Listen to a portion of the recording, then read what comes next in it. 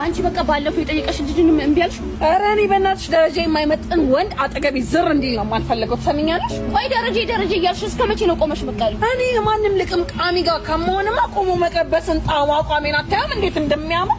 አይ ቆንጂ አዛ ይደም የማናባቱ ነው እንዴ? አላበቅሽውም እንዴ? የሀብታም ልጅ እኮ ነው። ራት ቀልጅ ምን ነው ቀደም ብለሽ ምን ነግሬ አንቺ ምን አይነት ሰው ነሽ? ቆይ መጣው ወይ አባቴ ቅድም እኮ በሆነሽ ጉዳይ ተናድጄ በጣም ጨውኩብህ መሰለኝ። ግር የለውም በሰላም ነው ግን? ወይ ስንታውና አባቴ ግን ደህና ናቸው? ኧረ አባቴ ሞቷል። ሀምሶዊ እና እናትህ ናት ሀብታም። ስለምን ሀብት ነው የምታወሪው? እኔ እኮ እናቴን ድንጋይ ፈልጬ እኮ ነው ማለት መቼም እየቀለድክ መሆን አለበት። ኧረ ሀብታም ትሙት የምሬን ነው እንዴ? ምንም የምሬን ነው የምትለው? ጓደኛዬ እኮ የሀብታም ልጅ ነው ብላለች። ታውቃለች እኮ የሀብታም ልጅ ነው እኮ። እሱማ ልክ ናት፣ የሀብታም ልጅ ነኝ። እንደሱ በላ ታዲያ ምን አስዋሸ እንዴ? ሀብታም ልጅ መሆን እኮ የሚያኮራ ነገር ነው። አልተረዳሽኝም መሰለኝ። ኧረ ተረድቻለሁ። እኔ አንቺ እንደምትይው የሀብታም ልጅ ሳልሆን የእናቴ ስም ሀብታም ነው። ያ ማለት ምን ማለት ነው? የሀብታም ልጅ ነኝ ማለት ነው።